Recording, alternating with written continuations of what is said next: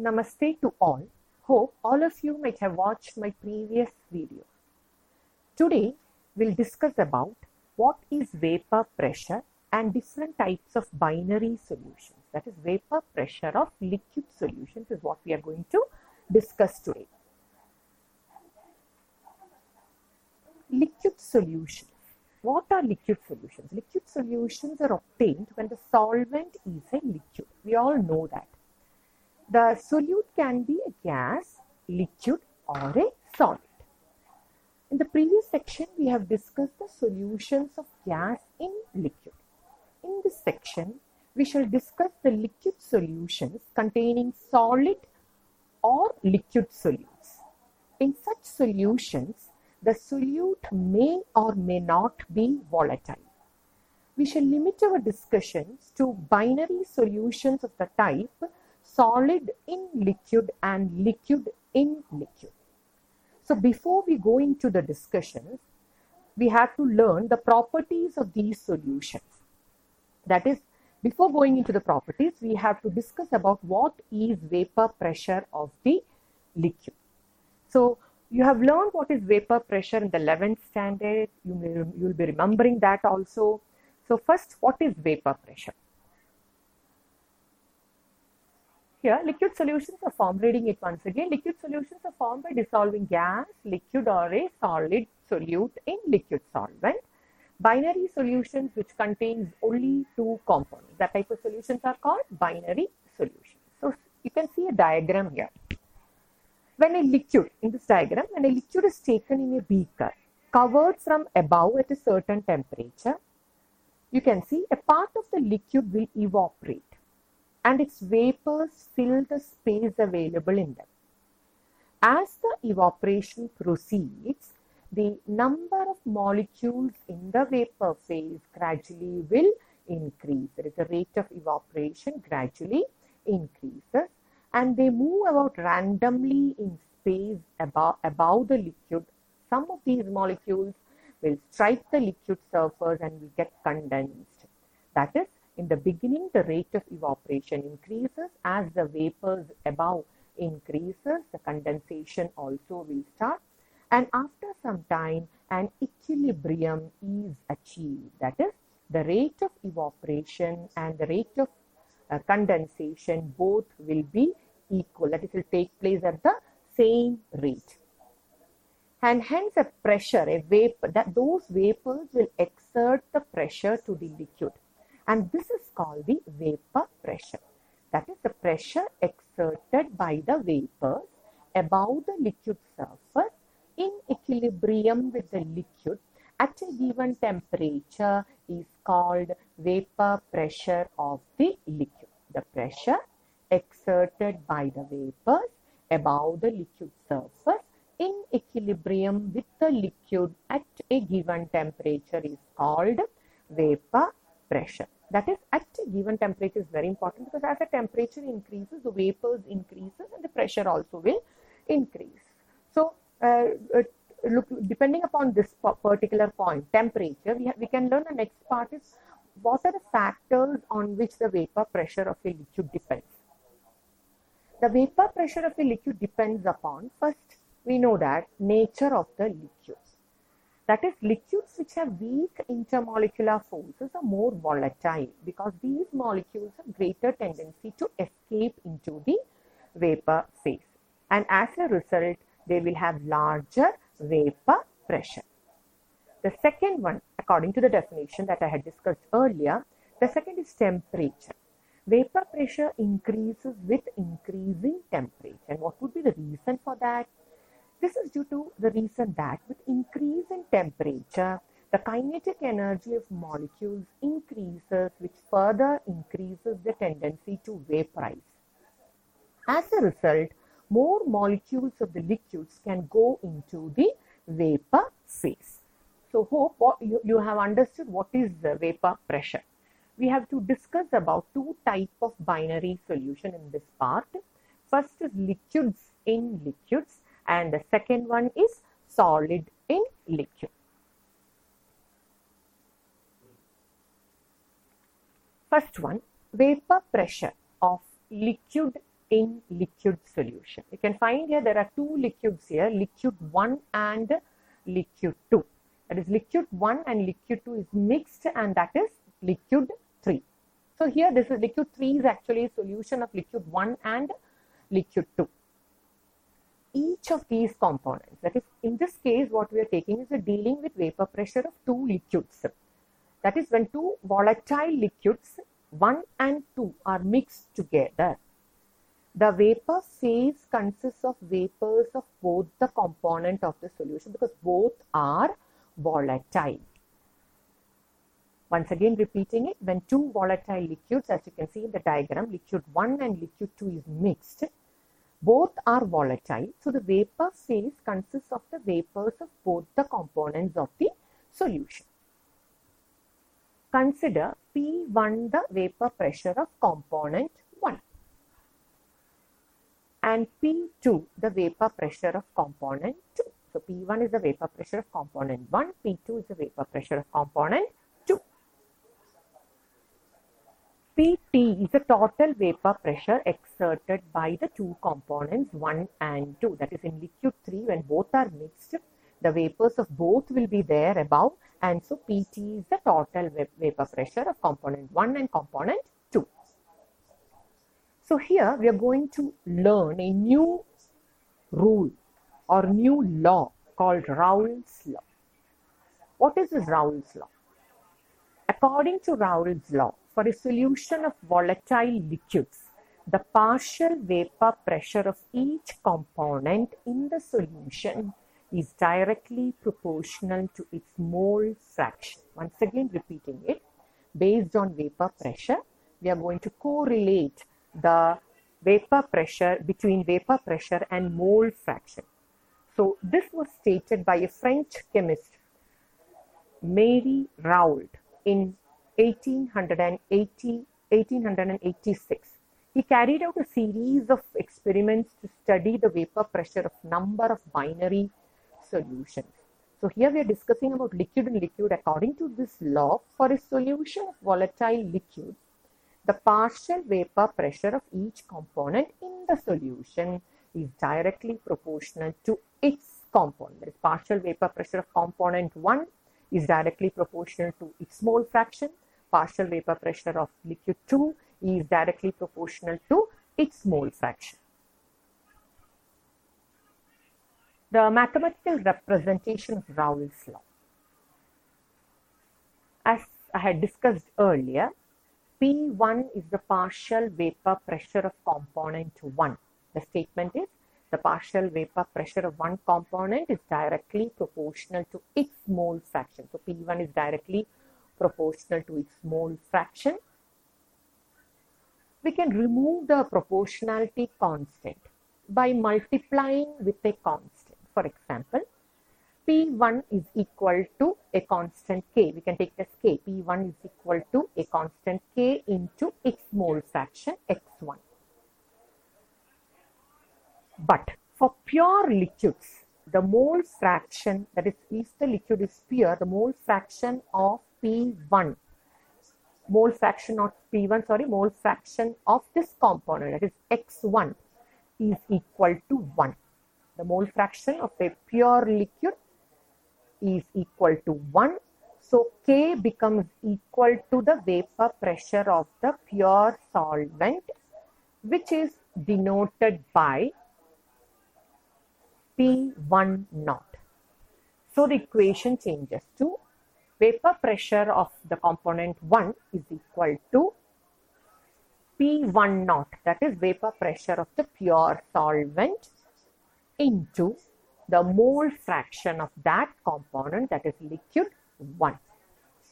Hope it is clear, or else repeat it once again. For pure liquids, the mole fraction is equal to 1. So in this case, as you can see here, P1 will be equal to K into X1. But for pure liquids, X1 in this case is equal to 1. So when X1 is equal to 1, the vapor pressure would be equal to the vapor pressure of the pure solvent, that is P1 naught. This is represented as P1 naught. So P1 is equal to P1 naught into X1. Similarly, for the second component, the vapor pressure of the second component is equal to the vapor pressure of the pure solvent into its mole fraction, that is the mole fraction of the second component. According to Dalton's law of partial pressures, you have learned what is Dalton's law of partial pressures. The total pressure would be equal to the sum of the individual pressures.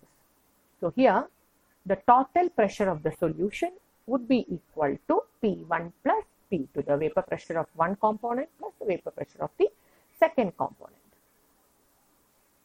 Substitute equation 2 and equation 3 in equation 4. We have got here P1 is equal to P1 naught into X1 and P2 is equal to P2 naught into X2, and hence total pressure would be equal to, that is P1 is equal to P1 naught into X1 in the second equation, and P2 is equal to, in the equation 3, it is P2 naught into X2, which becomes equation 5.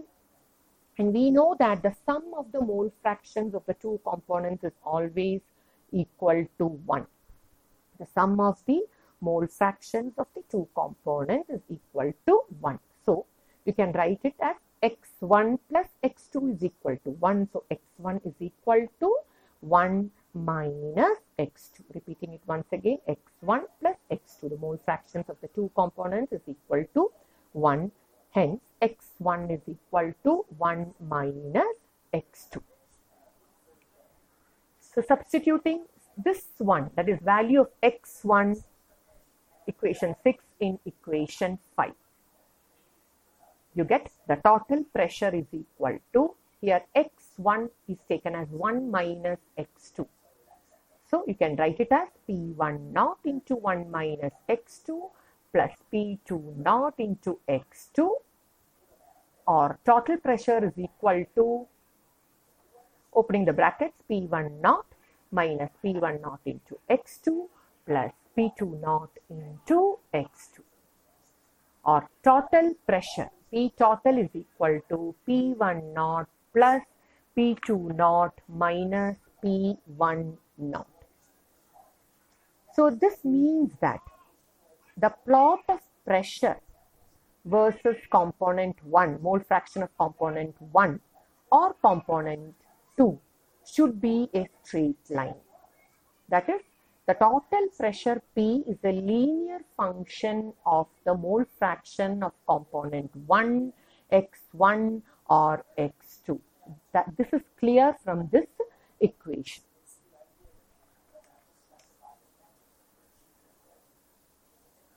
So, conclusion of this equation is total vapor pressure over the solution can be related to the mole fraction of any one component.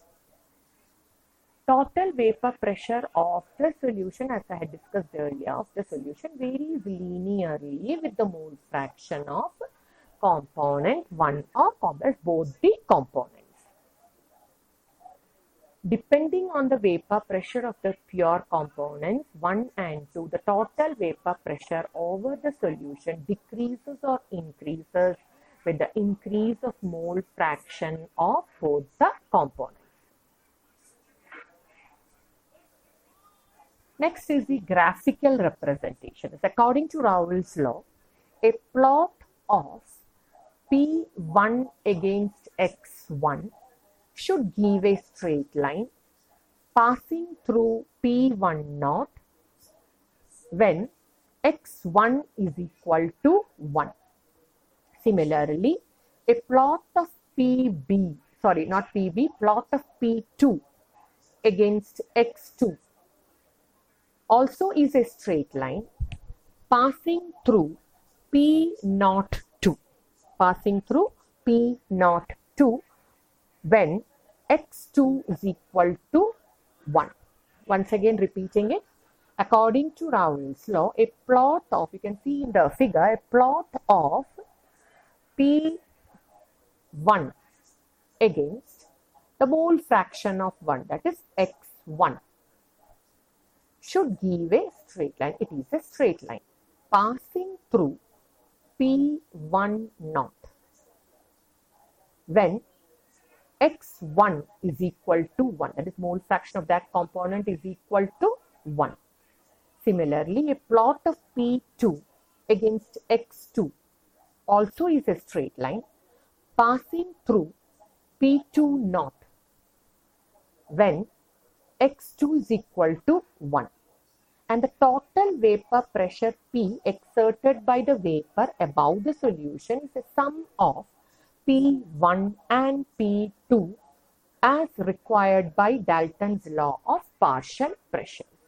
So here you can find x1 is equal to 1 to x1 is equal to 0 and x2 is equal to 0 to x2 is equal to 1.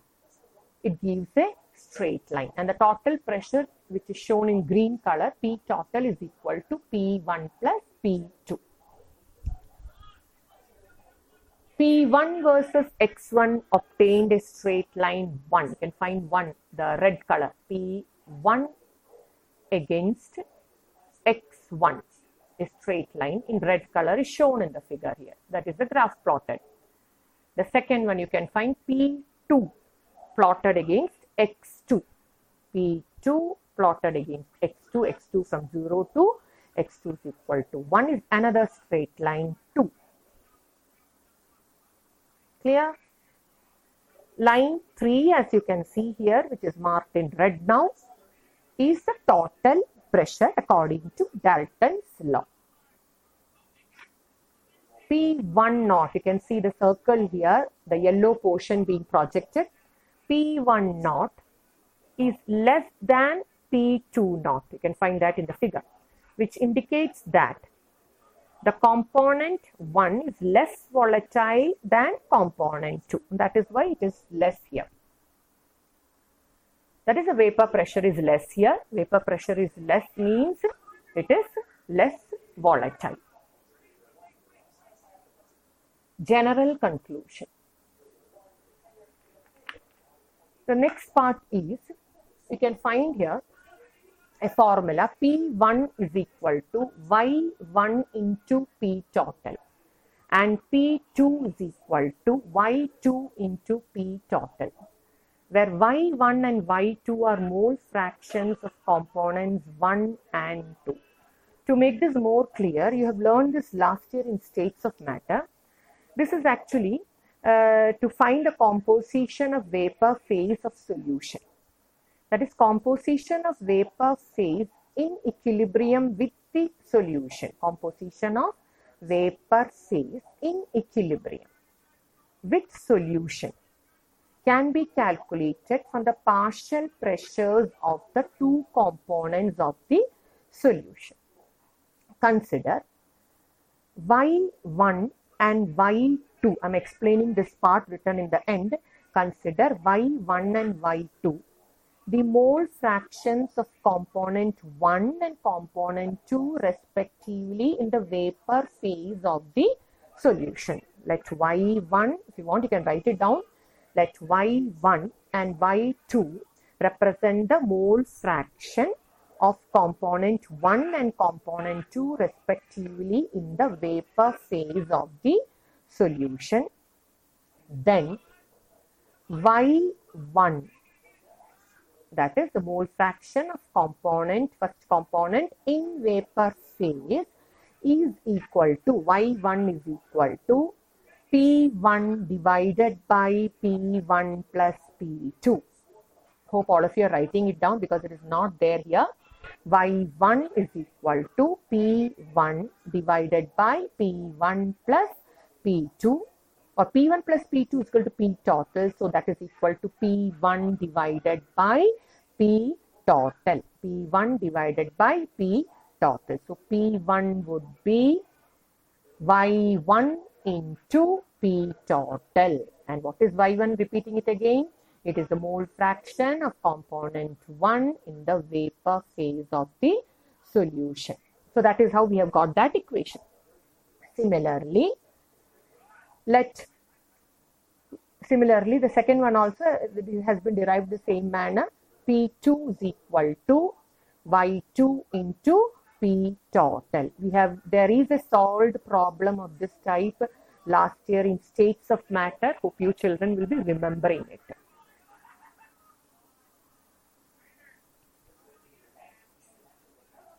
The next heading is Raoult's law as a special case of Henry's law. This was a board question in this academic year. It is very important. We know according to Raoult's law, the vapor pressure of a volatile component P1 of the solution is equal to the product of the mole fraction, that is X1 in solution, and vapor pressure of the pure solvent, that is P01. So P1 is equal to P1 naught. Sorry, here there is a mistake. P1 naught into X. We have learnt it earlier. According to Henry's law, we have learnt in the last previous video, P is equal to, the pressure of the gas is equal to Henry's law constant into its solubility or mole fraction. Comparing 1 and 2, that is comparison of equation 1 and 2 gives the same conclusion that pressure of the volatile component of a solution is directly proportional to its mole fraction. The only difference in the two expressions is a proportionality constant, which is P01 in the case of Raoult's law and KH in the case of Henry's law. The two expressions become identical when KH becomes equal to P01. This implies that Raoult's law becomes special case of Henry's law in conditions when Henry's law constant becomes equal to the vapor pressure of the volatile component in the pure state. Even in liquid solutions, one of the components which is volatile may sometimes obey Henry's law over certain range of concentrations when KH becomes equal to its P01. It has been observed that in dilute solutions, if the solute obeys Henry's law ideally for certain range of concentrations, the solvent obeys ideally Raoult's law for some range of concentration. However, the reverse is not necessarily true. So this was a question in your board exam this year. So please go through it thoroughly. The next part that we are going to learn is the vapor pressure solutions of solid in liquids. Let us consider the addition of a small amount of a non-volatile solute such as glucose, sucrose, sodium chloride, etc. to the liquid solvent. You can take solvent such as water to form a solution. That is seen here actually in the diagram. In such a case, the vapor pressure of the solution is only due to the solvent molecules as the solute is non-volatile. So when you're taking a solute, a non-volatile solute like glucose, sucrose or sodium chloride and mixing it in a solvent, for example, if it is water, water is volatile, but the solute is non-volatile. What is the meaning of volatile? The one that vaporizes, changes from the liquid state to the vapor phase. Non-volatile means the salt or glucose or sucrose, they do not get converted into the vapor phase at room temperature. So that is non-volatile. So you can find the vapors only of the solvent and not of the solute. So it is found that the vapor pressure of this solution is lower than that of the pure solvent. The vapor pressure of this solution can be experimentally found that is lower than that of the pure solvent. So here in this diagram, the pure solvent is taken. There is a vapor, the vapors of this liquid is exerting pressure on it. And in this case, you can find a non-volatile solute is added to it. First one, A is a pure solvent. You are adding a non-volatile solute to B. And these two when mixed up forms C. So in this case, you can find the C after mixing the non-volatile solute in the volatile solvent, the vapors will be only of the solvent. The second one is the solvent. Actually, A is the solute here, B is the solvent here, And when these two are mixed, you can find the vapors are only of the solvent because the solute is non-volatile. Solute is here on the surface. You can find in the solution C, the solute particles are present on the surface. So here, as I told you earlier, a lowering of, after adding the non-volatile solute, a lowering of vapor pressure has taken place. Now, what would be the reason for the lowering of vapor pressure of the resulting solution? The reason I'm going to explain it now, the lowering of vapor pressure can be explained on the basis of surface area of the liquid from which evaporation occurs. Take the example C. Take the diagram, the C, equation C. In that you can see the surface is covered with the solute particles and some solvent is also there. Highly energetic solvent particles are found at the surface, but some of the solute particles remain on the surface.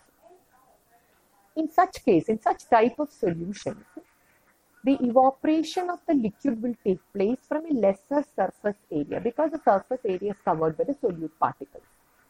In other words, the particles of the liquid will now have lesser tendency to escape into the vapor phase. This will result in the lowering of vapor pressure because when it is a pure solvent, solute particles are not there on the surface and the surface is free for evaporation. But after adding the solute particles, the surface will be covered with or partially covered with the solute particles. So the surface area, the area for evaporation will decrease, and as a result, the vapor pressure decreases. So because, last sentence, because of the presence of non-volatile solute, the solvent molecules cannot.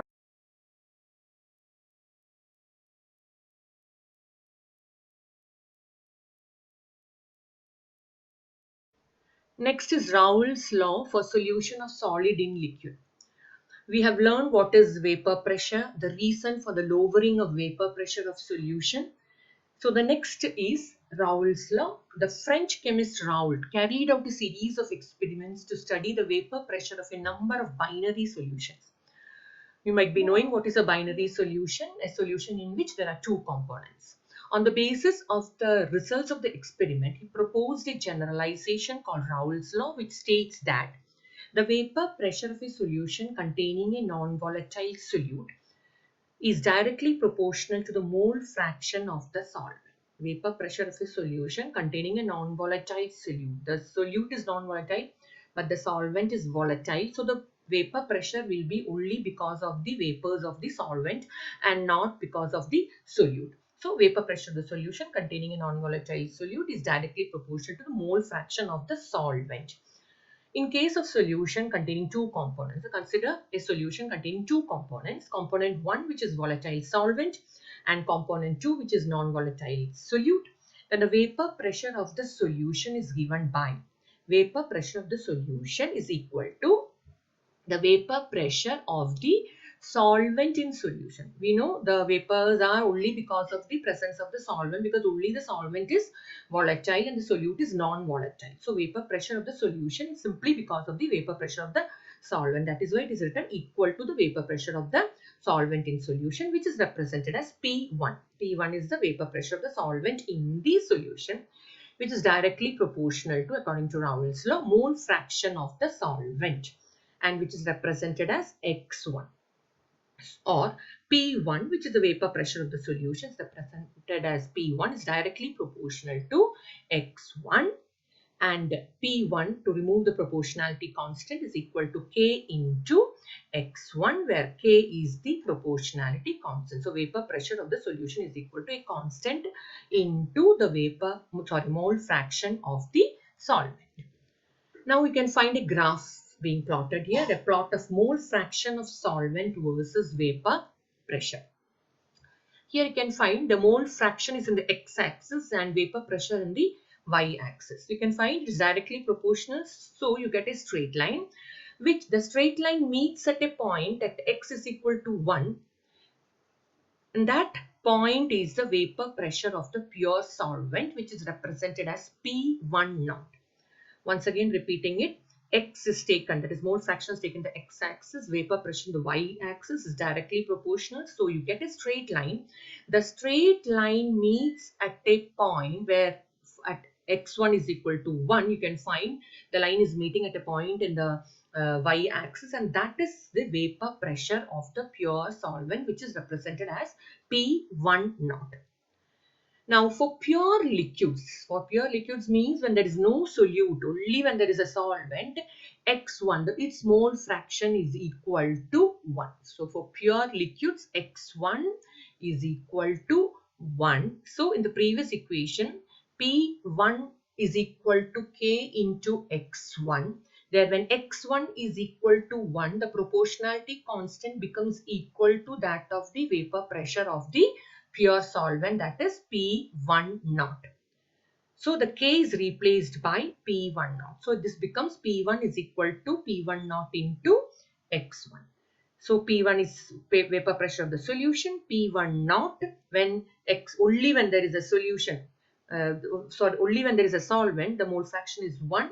So K becomes equal to P1 naught, repeating it once again. So P1 naught is the vapor pressure of the pure solvent into mole fraction of the solvent. So this equation is vapor pressure of the solution is equal to the vapor pressure of the pure solvent into mole fraction of the solvent. So as I had explained earlier, the relative lowering of vapor pressure, adding a solute, the vapor pressure decreases. Why? Because the surface area from which evaporation takes place is covered by the solute particles, and so the vapor pressure of the solution will be less than the vapor pressure of the pure solvent, which I had explained earlier. Consider the mole fraction. Let us consider the mole fraction of the solute. We can write it as x2. Solvent is x1, so we take the solute as x2. The sum of the mole fractions we have learned earlier is unity, that is 1. So x1 plus x2 is equal to 1, or you can write it x1 is equal to 1 minus x2. Now we have learned earlier P1 is equal to P1 naught into x1. Vapor pressure of the solution is equal to vapor pressure of the pure solvent into mole fraction of the solvent. Substituting the value of x1 in this equation, P1 is equal to P1 naught. Instead of writing x1, you can write here 1 minus x2. So substituted it 1 minus x2. Open the brackets, P1 naught minus P1 naught into x2, or P1 naught minus P1 is equal to P1 naught into x2. Now what is this P1 naught minus P1? P1 naught is that of the pure solvent. On adding the solute, the vapor pressure of the solution is P1. So the vapor pressure of the solution is decreasing. That is shown here. P1 naught minus P1. So this P1 naught, you can bring it to the denominator. Becomes P1 naught minus P1 divided by P1 naught is equal to x2, or P1 naught minus P1 is the lowering of vapor pressure divided by delta P divided by P1 naught is equal to x2. That is P1 naught minus P1, which is represented as delta P, is the lowering of vapor pressure. Once again repeating it, to the pure solvent, if you are adding a solute, the vapor pressure decreases, and that is P1 naught minus P1, which is represented as delta P, which is the lowering of vapor pressure. And delta P by P1 naught is a relative lowering of vapor pressure. So from this we can generalize a statement also, that is relative lowering of vapor pressure is equal to the mole fraction of the solute, which is another statement of Raoult's law.